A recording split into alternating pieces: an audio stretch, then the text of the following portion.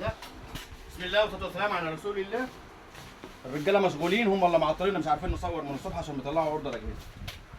قلت هعمل فيديو بال 22 وال 24 وال 27. 27 في موديلات كتير فهنخلينا 27 بس.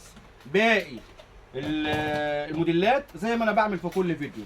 هكتب الموديل بالسعر بتاعه 22 24 فريم وفريمليس موجود برضو اتش في 24 فريمليس موجود ديل فريمليس. هكتبهم عشان اخلي الفيديو كله مخصوص بالشاشات ال 27. هنبدا بال 2 كي اللي هي ارخص حاجه واقل حاجه نازله حاليا عامه موجوده في مصر من اول 2250 27 بوصه 2 كي اي بي اس فريم، طبعا مش فريمليس، اللي هي الفيجيتسو سيمنز بالموديل بتاعها. بعد كده نبدا على ال 4 كي. اول حاجه هنبدا بيها بسم الله الرحمن الرحيم 27 بوصه سيمنز الالماني ب 27 تي داش 7 ليد. دي 27 بوصه اي بي اس 2 كي بفريم، 4 مخارج، فيجا دي في اي ديسبلاي اتش دي ام اي، سماعتها قويه. طبعا الشاشات اصل بص الشاشه دي عامه نازله موجوده عامه في مصر منها حوالي 300 شاشه، يعني هي سعرها رخيص عن باقي الشاشات. الابيض دايما بيبقى معروف ان هو بينزل بسعر اقل من الشاشات الثانيه اللي هي عامه لون اسود، برندات ديل واتش بي وهكذا. هي نازله سعرها حلو جدا، يعني سعرها ممتاز جدا. الشاشه دي لو نفس البانل دون محطوط في شاشه ديل او اتش بي وفريمليس هتعمل رقم تمام، يعني هتعدي ال 4000 جنيه. دي عامله 2250 من غير قاعده ومن غير كابلات. 2250 الفرز الاول بضمان 3 شهور مع صنع على البورد. حلو كده. اقدر اعلقها، اقدر اشغلها بلاي ستيشن، تلفزيون، كمبيوتر، العاب، جرافيك، عشان هي اي بي اس. البانل بتاعها اي اتش اي بي اس اس ار جي بي 90%. حلو كده.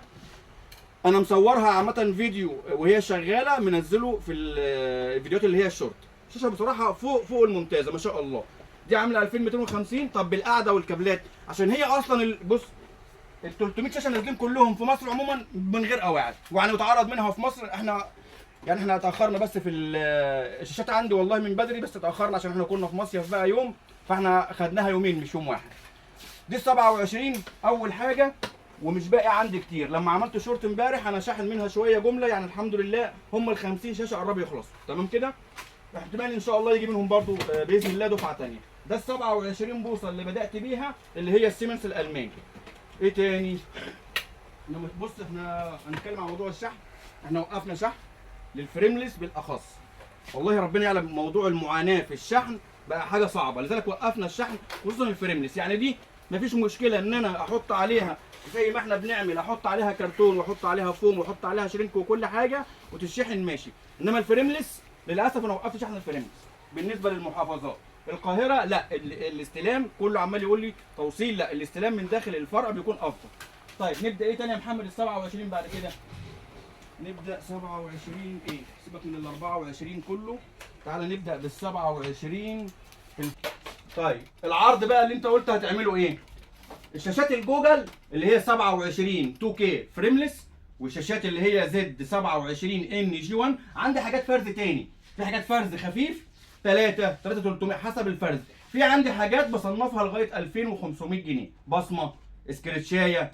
يعني دي بالقعده والكابلات فيها عرض هيتعمل عليها او اتعمل من النهارده عموما العرض، ولسه بنصنفه من اول 2500 جنيه. الفريمليس ال 2 كي الفرز الاول 3600 زي ما هو، الفرز الاول بالقعده والكابلات 3600. فانا تقريبا ما عنديش اصلا حاجات، يعني 4 5 شاشات 6 7 شاشات فرز اول اللي موجودين هنا، صح يا عم محمود؟ فعندي حاجات فرز تاني، فعايز اصفيها من الاخر كده. حاجات خفيفه 3300 3 معاك بقى الفرز لغايه 2.5. اشتغل عليها جرافيك؟ والله هشتغل عليها جرافيك. يعني دايما بقول في معظم الفيديوهات اكتر ناس يعني محافظه بنها ما شاء الله واخدين مني كميات فرز تاني بنزل من سعرها. ده انت كده نازل من سعرها حوالي 1000 جنيه، يعني نازل من سعر الشاشه 1000 جنيه عشان فيها بصمه ولا فيها حاجه، وباخد اشتغل تلفزيون، العاب 60 فريم، جرافيك، كل حاجه. فعندك العرض بتاع الجوجل والزد 27 ان الفرز الثاني اللي هو مثلا فيه بصمات وفيه كميه، يعني فيه ان شاء الله منها جمله وقطاعي 2000 من اول 2500 جنيه. يعني عايز اقول لك بعد الفيديو مثلا ممكن بكره ما يكونش عندي فرز اول، لان معظمهم بيجي ناس تاخدوهم وشركات وهكذا. فانا هشتغل على الفرز الثاني من اول 2500 لغايه 3000. ماشي يا عم محمود؟ فرز خفيف جدا سكريشيه تذكر 3300. ده بالنسبه لل 27 بوصه ال 2K. طبعا هم مشغولين من هنا وعمالين يقولوا لي ايه اطلع فوق، هنطلع نكمل الفيديو من فوق. بدأت؟ طيب ادي شاشه عشان اعرفك بس ان الشاشه دي سعرها مش هيبقى مستمر ولا مش دي اسعار ال 27. الشاشه دي بكام؟ 3 بالقعده والكابلات 3 وكانت 3200 تقريبا، كنا عارضينها اخر مره والله يمكن مش عارف 3 ولا 3200. الشاشه دي فول اتش دي 27 اي بي اس فول اتش دي وما فيهاش سماعات وثلاث مخارج، ما فيهاش حتى ديسبلاي. 3 ده السعر اللي هو متداول او طبيعي في سوق المستعمل عموما. دي بقى هتيجي منها دفعه، هتيجي منها 2 خلاص. الشاشه منها ال 27 مثلا الزد 27 اي اعلى من المواصفات دي شويه مثلا في الاس ار جي بي، حلو كده. 2K اي بي اس بفريم نفس المواصفات وما فيهاش سماعات، حلو كده. كانت كام اخر مره يا محمد؟ 3250 الفرز الاول. عندي فرز تاني منها دي 2K 3250. لسه جاي لك ال 4K، ال 4K دي اللي ب 4750. تمام. ده 27 زد 27 اي مش الاي، الاي بتبقى فول اتش دي، لكن دي زد 27 اي دي 2K برضه اس ار جي بي 99%، فيها ديسبلاي، فيها فيجا، فيها اتش دي ام اي، فيها ميني ديسبلاي. لا اسف دي ما فيهاش ولا فيجا ولا دي في اي، دي فيها 2 ديسبلاي على ميني ديسبلاي على اتش دي ام اي. 3250 الفرز الاول. الفرز الثاني 3، يعني الفرز الثاني بالقعده والكابلات لغايه 3. ده كده 2K. عندك ايه تاني 2K؟ دي زد ايه دي؟ بص عندك زد 27 برضه هي نفس الشاشه، زد 27 اي، يبقى دي مش زد اي، الزد 27 اي اهي. ما انا قلت كده برضه من الاول، قلت فيجا ودي في اي. زد 27 اي اهي. تمام. دي اللي ب 3250 الفرز الاول، 3 فرز تاني بالقعده والكابلات. دي 2K. اشوف بقى دي اللي هي ما فيهاش، يبقى احنا جبنا دي 4K اسف معلش صح كده، دي ال 4K. دي الزد 27 اكس اس اسف، زد اكس وزد اي وزد اس، كتر خيرنا والله العظيم. تعال قرب عليا هنا. دي الزد اس 4K. الزد اكس بتكون 2K لكن مش موجوده عندي، يعني فئه الزد اكس تبقى دايما اعلى حاجه. الزد اس 4K الفرز الاول 4750 بالقعده والكابلات، دي 4K 10 بت عمق الوان. الباقي ده كله اللي احنا عرضناه ده كله 8 بت. هنبدا من هنا بقى ل 10 بت، دي 10 بت عمق الوان مش 8 بت. تمام كده. زد اس 27 اي بي اس 4K ما فيهاش تايب سي. طيب ارخص حاجه 4K عندك فرز اول ايه؟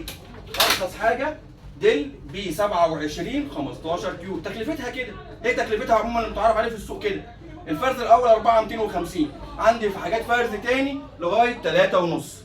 فرز تاني بقى بصمه خفيفه سكريتشايه بنقول عليها فرز تاني. اهي شغاله الشاشه الفرز الاول مثلا اهي شغاله اهي. قرب يا محمد. ديل بي 27 15 كيو اي بي اس 10 بت اس ار جي بي 90%، 4K 3840 ريزوليشن على 2160، 10 بت عمق الوان. في منها فرز اول 4250، فرز تاني لغايه 3.5. طبعا دي مش عدد، دي عدد اتش بي، دي مش العدد بتاعتها. هو كان عامل عايزها بالمنظر ده عشان يحط فيها جهاز مثلا من ورا. ايه تاني 27 يا محمد فكرني؟ موديلات كتير واحنا بنتلخبط. ال 27 ال 2K اللي نوفو، عندي حاجات لنوفو فرز تاني. تعال قرب يا محمد. الفرز التاني اهو. كذا حد انا موضح في كذا فيديو بس في ناس بتقول لي ليه وريني ايه هو الفرز التاني، عرفني ايه هو الفرز التاني. الفرز التاني يا اخوانا سكريتشاي، حاجات هنا تبقى فرز تاني تقيل، ده كده فرز تاني تقيل. الفرز التاني الخفيف بيبقى مثلا سكريتشاي حاجه بتاع بيقولوا عليه فرز تاني. ايه تاني يا محمد عندك 2K ولا 4K؟ الجوجل انا عرضتها من تحت خلاص، والزد 1 عرضتها من تحت خلاص. جي 2 عندي زد 27 ان جي 2 4K. الفرز الاول 6750 مش بالقعده الاصليه. احنا مشكلتنا في مصر كلها القواعد يا اخوانا على فكره والله العظيم، ودايما بقول في كل الفيديوهات. يعني عميل واخد مني شاشه بيقول لي دي جايه من غير القعده الاصليه، انا بنبه في الفيديوهات وبقول دايما بقول من غير القعده الاصليه. فاكتر من فيديو فات اللي بالقعده الاصليه بقول واللي من غير الاصليه بقول. زد 27 ان الجي 2 ال 4 كي مفيش منها هنا يا محمد، مفيش منها غير المعروضه هنا. الفرز الاول دي 10 بت اس ار جي بي 99%، فيها تايب سي، فيها ديسبلاي، فيها اتش دي ام اي. 6750 الفرز الاول. عندك حاجات فرز تاني لغايه 6000 جنيه. ايه يا محمد فكرني في ايه تاني ولا عندك ايه تاني 4 كي؟ طيب 4 كي 1 مللي، 4 كي 1 مللي اهي 3750. ليه؟ عشان مش اي بي اس. 28 كمان، 28 بوصه. الاسوس بتاعها خلص ولا موجود لسه منها اسوس؟ في اسوس. في اسوس، في منها الاسوس وفي منها الفيوسونيك. 28 البانل بتاعها تي ان 4 كي 1 مللي 10 بت عمق الوان، فيها كل المخارج مع سماعات. دي ادابتور، الاسوس من غير ادابتور. دي فيها اتش دي وميني ديسبلاي واثنين ديسبلاي. صور يا محمد الموديل معلش.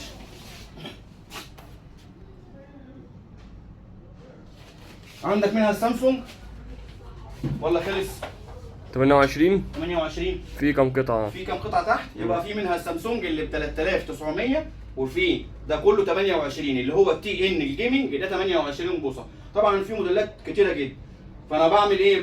بختصر كل دون وبقول في الفيديو انا بكتب لكم المواصفات، بكتب لكم الموديلات بالسعر، حتى لو خدت وقت بعد الفيديو، لان زي ما انت شايف ما شاء الله اللهم بارك في المخزن وفي المحلات موجود موديلات كتيره جدا. وفي شبرا الخيمه كمان، ادي لي فتره ما صورتش من شبرا الخيمه.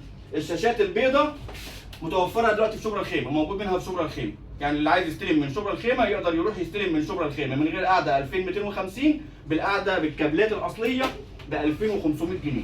اتمنى ما كنتش طولت عليكم في الفيديو دون، وهكتب زي ما قلت عشان ما انساش، هكتب لكم كل الموديلات من اول 22 بوصه اللي هي من اول 950 جنيه لغايه ال 4 كي اللي ب 7000 جنيه او 6750 بالظبط.